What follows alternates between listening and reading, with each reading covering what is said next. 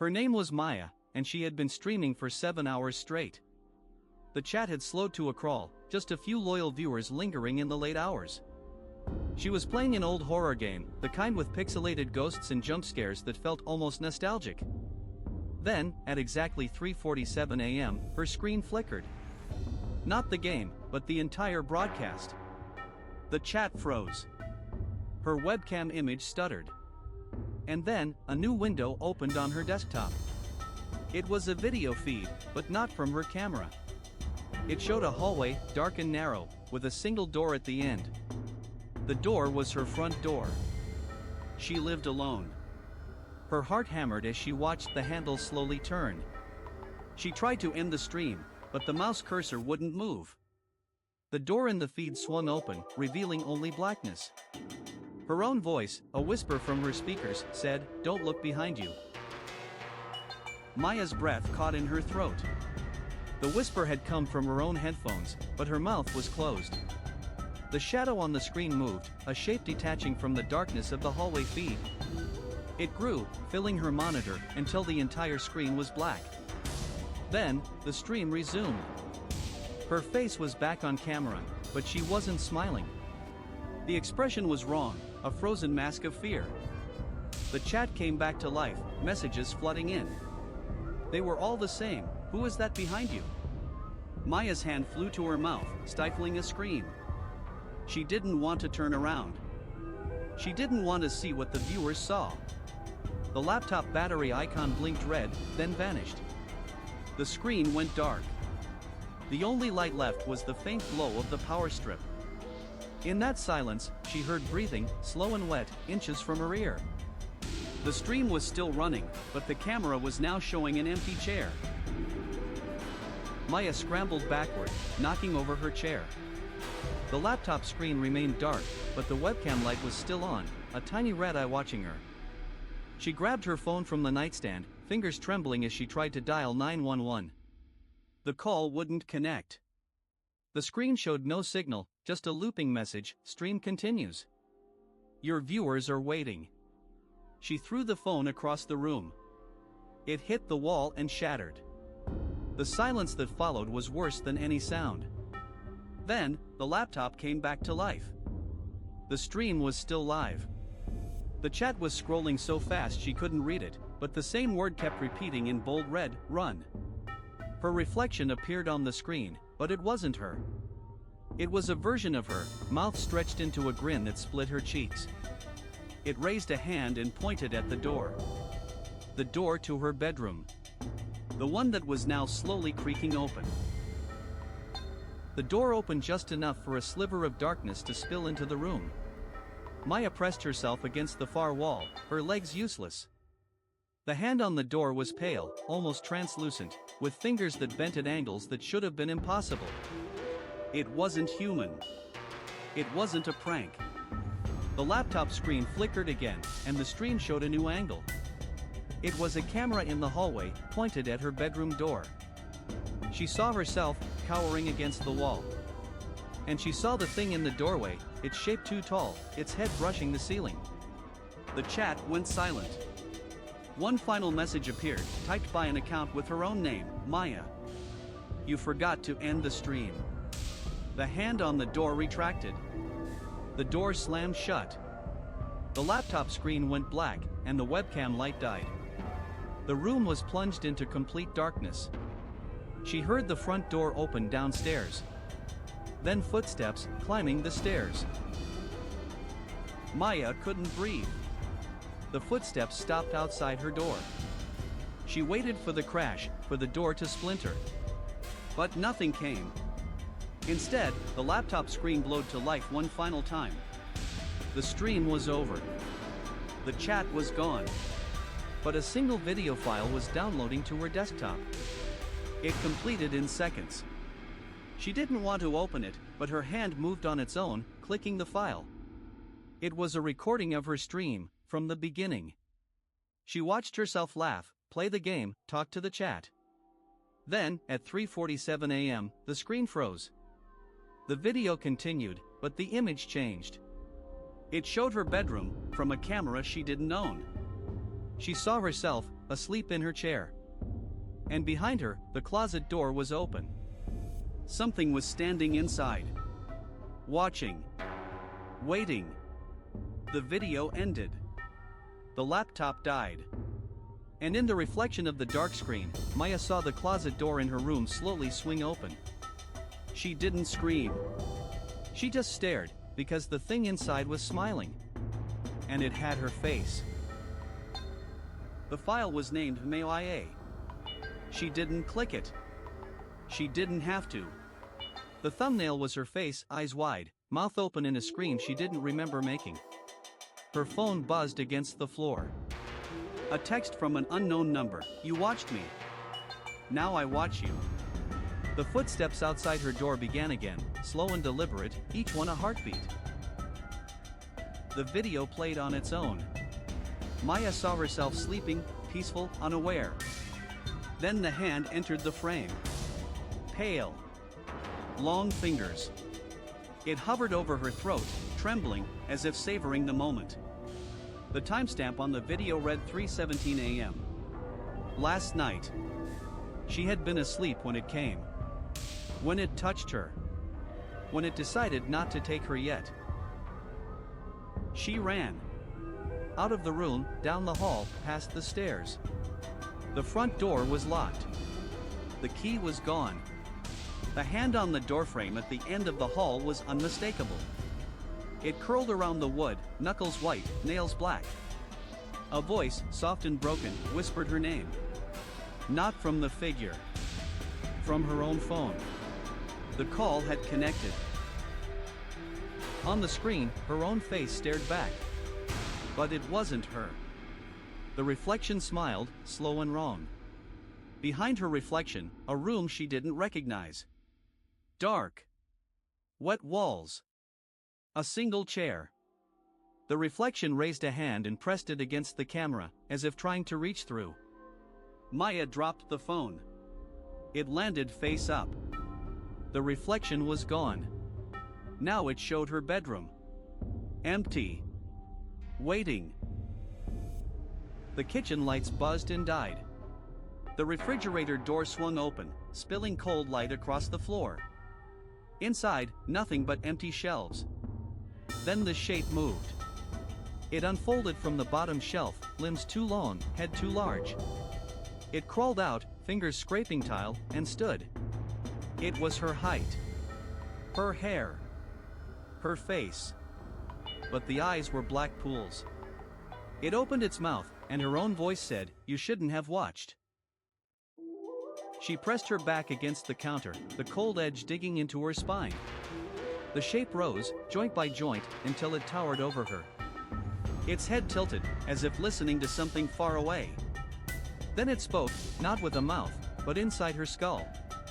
It said, "You left the door open." She wanted to scream, but her throat was full of glass.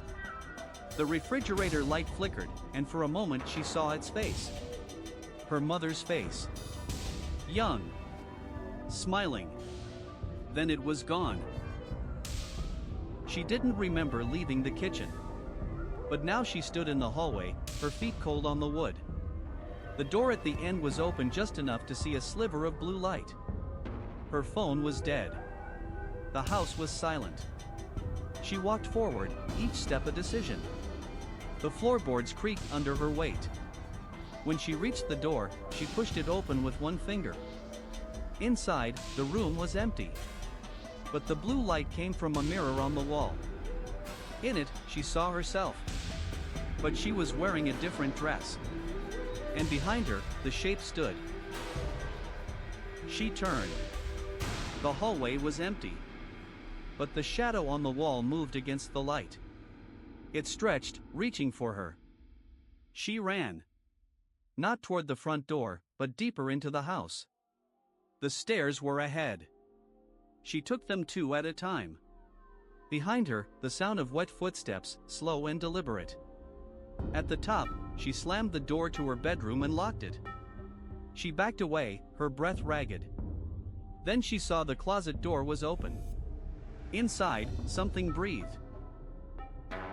The breathing stopped. She looked into the closet. On the back wall, a piece of paper was taped. A child's drawing. A stick figure with no face, standing in a house with orange flames. At the bottom, in wobbly letters, it said, "Remember me." She didn't remember drawing it. But her hand trembled as she reached out. Her fingers touched the paper. It was wet. She pulled it down. On the back, in her own handwriting, an address. Her grandmother's old house.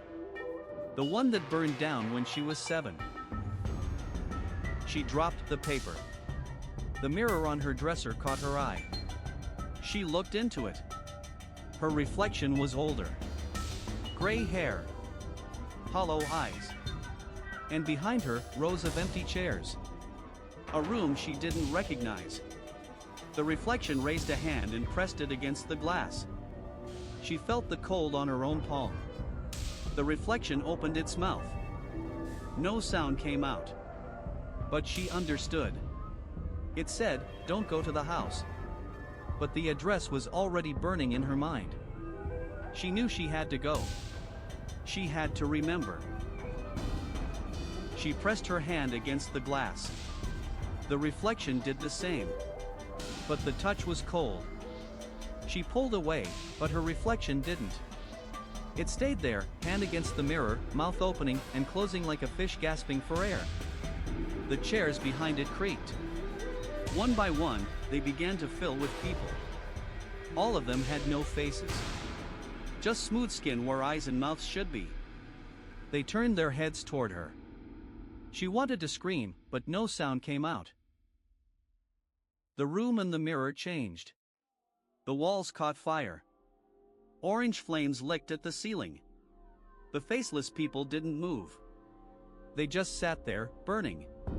The child's drawing from the closet appeared in her reflection's hand. The stick figure with no face stood in the flames. The words wobbled at the bottom, but now they were different. They said, "You are me." She looked down at her own hand. It was holding the same drawing. The paper was warm. Almost hot. The stick figure had a face now. It was her face. Young. Scared. The flames in the drawing moved. They spread across the page, reaching for her fingers. She dropped it. It landed on the floor, and the fire crawled out onto the carpet. Real fire. She stamped it out with her shoe. When she looked up, the mirror was normal. Her reflection was young again. But it was crying. Tears of ink ran down its cheeks. The ink tears dripped onto the mirror's ledge. They pooled there, black and thick. The reflection raised a finger and wrote in the ink on the glass. The letters formed slowly. They said, "The fire is inside." She didn't understand. But the house around her began to change. The walls darkened. The air grew heavy with smoke. She coughed. The bedroom door was gone. In its place was a wall of black, charred wood. She was trapped. She turned in circles. The room was shrinking. The mirror now showed a different scene. A little girl sat in the middle of a burning house. She held a doll with no face. The girl was singing a lullaby. The same one Emily used to hum. The girl looked up. She looked straight through the mirror. Straight at her. She smiled. But it was not a child's smile. It was old. Hungry. And then she spoke. Her voice came from inside the room. It said, "You forgot me." The girl looked up. Straight through the mirror. Straight at Emily. Her mouth moved with the lullaby, but no sound came through the glass. The doll in her arms turned its head. Its blank face stared outward. Emily pressed her hands against the mirror. The surface rippled like water. The little girl reached out too. Their fingertips met on opposite sides of the glass. The fire in the mirror room roared louder. The doll's face began to change. Features stretched across the blank canvas.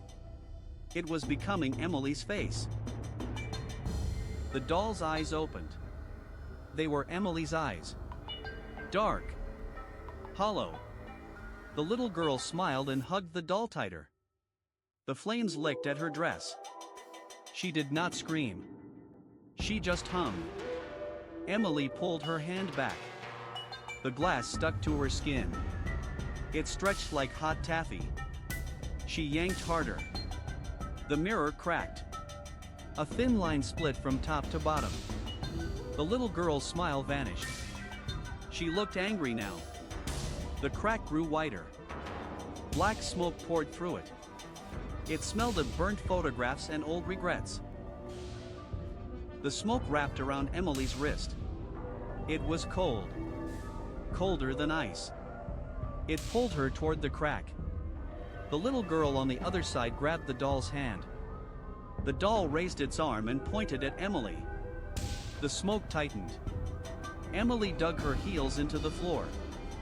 The wood splintered beneath her. She grabbed the edge of the sink. The porcelain cracked in her grip. The smoke dragged her inch by inch. Her reflection in the broken mirror was laughing now. But her real face was screaming. The sink ripped from the wall. Water sprayed everywhere. It hit the smoke and sizzled. Steam filled the room. Emily fell forward. Her head hit the mirror. The glass shattered. She landed on the other side. On the floor of the burning house. The little girl stood over her. The doll was gone. The girl's face was Emily's face. Young. Scared. The flames roared around them. The girl leaned down. She whispered in Emily's ear. "The fire is inside you. You brought it here." Emily looked at her hands. They were covered in ash. The ash on her hands began to glow. Tiny embers sparked between her fingers. The little girl stepped back. Her face was no longer angry. It was sad. She pointed at Emily's chest. Emily looked down. Her shirt was smoldering. A small flame flickered over her heart. It did not burn. It felt warm. Familiar. The little girl said, "You have to let it out. Or it will eat you alive." Emily closed her eyes. She remembered the first time she saw fire. She was 3 years old. She had reached for the candle on the birthday cake. Her mother had slapped her hand away. Emily felt the heat bloom over her heart. The little girl's sad eyes reflected the small flame. Why is it sad? Emily thought. The smoke around her wrist loosened. She didn't pull away. She looked at the girl, then at the fire on her own chest. It didn't hurt. It felt warm. Like a heartbeat. The little girl lowered her hand. She pointed at the floor. The ash there swirled into a shape. A door. A small, black door. Emily understood. She had to open it. Emily knelt down. The door had no handle. Just a smooth, black surface. She placed her smoldering hand on it. The wood was warm. The little girl pressed her hand next to Emily's. Their fingers almost touched. The door vibrated. A low hum came from beneath. The girl whispered something. Emily couldn't hear the words, but she felt them in her chest. The flame over her heart flickered. She pushed. The door didn't move. The girl shook her head. She pointed at Emily's other hand. The one with the ash bracelet. Emily lifted her other hand. The ash bracelet pulsed. She pressed it against the door. The embers from her wrist crawled onto the wood. They traced lines. A pattern. A circle with a triangle inside. The little girl smiled. A sad smile. The door clicked. It swung open. Blackness poured out. Not smoke. Something thicker. Something that breathed. The girl stepped back. She looked at Emily with wide eyes. She mouthed a single word. "Sorry." Then the darkness swallowed her. Emily lunged forward. Her hand caught the girl's fingers. They were cold. Colder than the smoke. The darkness pulled. Emily's feet slid across the ash. The flame on her chest grew brighter. Hotter. She held on. The girl's eyes were wet. She shook her head. "Let go," she seemed to say. But Emily didn't. She pulled harder. The darkness roared. A sound like breaking glass. The girl's hand slipped. Emily fell back. The door slammed shut. The room was silent. The fire was gone. The ash was still. Emily was alone. Emily sat there for a long time. The ash on her hands stopped glowing. The flame over her heart went out. She felt empty. Cold. She touched the door. It was solid. Locked. She couldn't open it again. The little girl was gone. Taken by whatever lived beneath. Emily looked around the burned room. It was just a room now. No smoke. No fire. No girl. But there was something else. A faint whisper. Coming from the floor. From the door. It was a voice. Her own voice. Saying, "Find me." Emily pressed her forehead against the cold wood. She remembered the little girl's fingers. Cold. The ash bracelet was dead. She pulled her hand back. The door was locked. She couldn't open it again. But she could feel something on the other side. A faint warmth. Like the embers. She closed her eyes. She spoke to the dark. "I'm sorry. I couldn't hold on." The silence answered her. Then a soft sound. A knock. From inside the door. 3 times. Emily's breath caught. The pattern on the door began to glow. The triangle. The circle. They pulsed. Emily touched them. They were warm. The wood softened. It gave way. Like ash. She pushed. The door swung open. Beyond it was not the hallway. It was a room. A child's room. A bed. A window with moonlight. And on the bed sat the little girl. She was whole. Her skin was warm. Her eyes were dry. She smiled.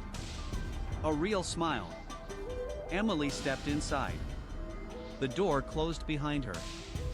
Softly. The little girl held out her hand.